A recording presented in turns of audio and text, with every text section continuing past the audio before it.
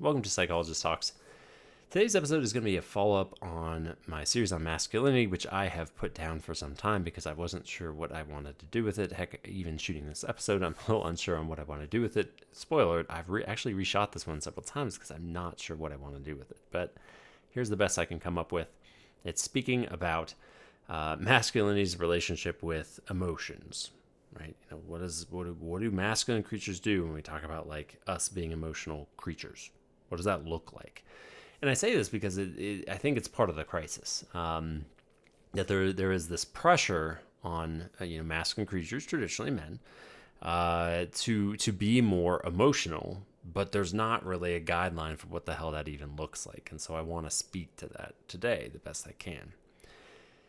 Now, what does a healthy version of this look like? The closest I can come up with, and maybe I'll eat crow if I do more research and stuff like that, but to me, Stoicism is a pretty healthy approximation, I think, of what a lot of masculinity aspires to when it comes to managing of emotions. The tragedy in this is that Stoicism has become this appropriated term and become bastardized in the process. It is not what it is supposed to be because it is confused with repressive and suppressive methods of being.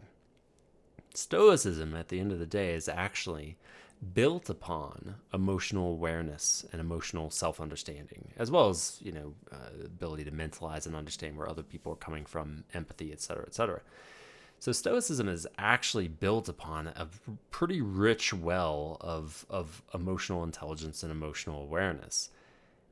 It is not the suppression and killing of emotion, which a lot of people seem to aspire to do for unclear reasons, because you will fail that task and you will operate in very unhealthy ways, whether you like it or not. The best case scenario is you will develop ulcers later in life because you are suppressing so much emotion, and that is the best case scenario. The more likely scenario is you're hurting people along the way under the false names, the false premise of Stoicism. Now, I don't necessarily blame people for this because, as I think I alluded to, it's been so long since I shot the episode, and episode 1 is we're not teaching masculinity in a healthy, helpful way to get to that endpoint. So, it's like we're at a point where we're pressuring masculinity, and again, more often we're pressuring men to be more emotionally aware, but we're not teaching them how to do so. Just as well, if we aspire to get to a point of Stoicism, that is built upon, as I just said, emotional awareness, that we're not teaching people selectively, usually based on gender, at a young age. And so the math doesn't add up. It just doesn't. And the greater call to action is how we parent kids. And we need to be careful. It's not about bleeding heart and just endlessly validating kids. They need adversity. They need to understand that there's not always a necessity to express oneself, but you better damn well believe encountering a kid and helping them understand what they're feeling before they choose what to do with the feelings is essential. It is a building block for everyone. Non-negotiable. If someone's going to become and lean on masculinity and practice Stoicism, they need that. There's no questions about that.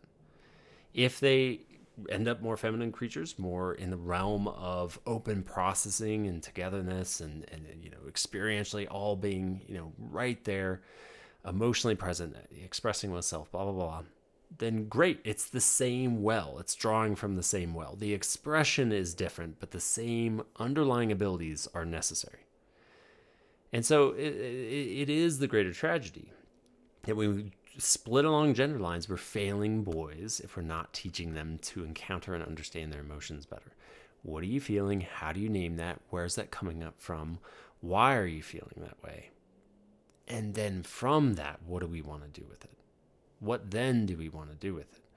Now, with adults, I teach to both. I teach that to me it is healthy to be relatively ambidextrous. Even if you lean more one way than the other, you still need the resource from the other end. So if you think you're only going to go one route and be staunch Stoicism all the time, you'll be healthier than the one who suppresses and represses everything.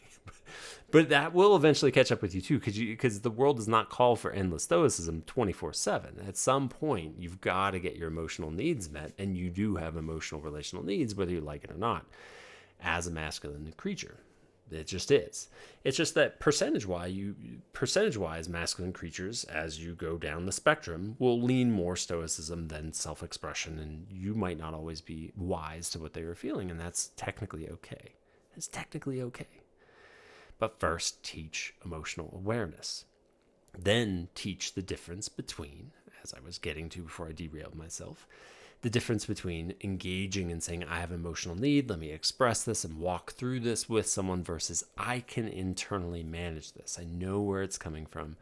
I know what the needs might be, and I don't have those needs of other people, and so I'm going to choose to self-manage. And you might be none the wiser. So that's the healthier version of masculinity, in my opinion. Oversimplified, right? I guess I could have my own episode on stoicism and yada yada yada, but that to me is a healthy relationship with emotions while still retaining what I believe to be an important essence of masculinity. Now, I don't know if I go into this, I've kind of belabored this, is this idea of sacrifice. And I find this idea of self-sacrifice fascinating because it happens across gender lines, but it looks often very different, or like the concept behind it is somewhat different. It's really interesting to me. And what do I mean by this? Well, I think traditionally the what sacrifice looks like depends, right? So on the femininity side, there's a lot of sacrifices around, it's not around emotional suppression or the rejection of one's needs. There's an element of like giving to others before you give to yourself. And what's interesting is I get the same flavor on the sort of more masculinity side, but it experientially is different. It perplexes me because to me they're kind of similar, right? So one is like I would typically be more expressive, but I'm not, out of sacrifice to make sure that someone else has space. And the other one says it's again based on like this false foundation of like I have no needs, so I will sacrifice, which is false, right? Again, that's not the point of Stoicism. The Stoicism would say, like, I am choosing to manage this internally, and that choice, while sometimes it might not have anything to do with sacrifice, it's just a choice, right? Like, I don't need to outwardly express this, but sometimes I think that Stoicism is also this idea of like I will give that space. I will retain sort of this place of stability in the service of helping or supporting somebody else. The traditional gender role is like one's more kind of allowing space for instrumental help. The other is more like nurturing someone through self-sacrifice.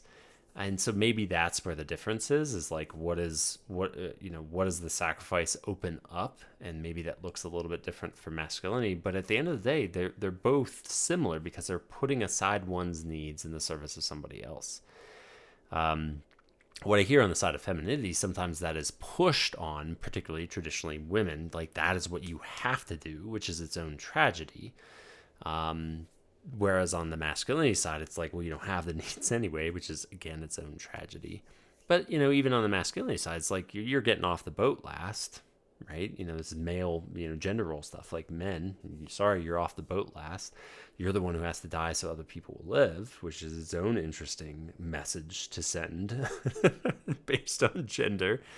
But it's just, both masculinity and femininity, I think, have their own very similar versions of self-sacrifice when it comes to their emotional worlds.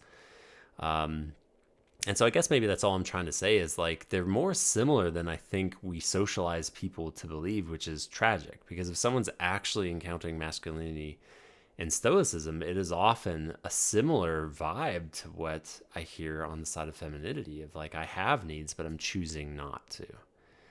And so maybe at the end of the day, I'm as much as an episode on masculinity, I'm ending with a little bit of sympathy for women and femininity, because it's kind of a double whammy. You need to be a very emotional creature, and you need to sacrifice that emotionality in the service of others. Whereas with masculinity, it's like you have the choice, and you can go a more stoic route. And at the end of the day, that is also similarly a choice in giving space for other people. So I don't know if that second part made much sense. I can't wrap my head, I think, around it effectively. It just is a point of interest, I guess, to me, is like this whole notion of sacrifice, particularly around emotional needs, and how that differs between masculinity and femininity. I guess I have not fully formulated it. But at the end of the day, the primary message is what is Stoicism, and how do we actually healthily get there if that is a healthy representation of how masculinity encounters emotion. So, all right, deep breaths. I'm sure that went well enough. As always, thank you for listening and watching, and stay curious.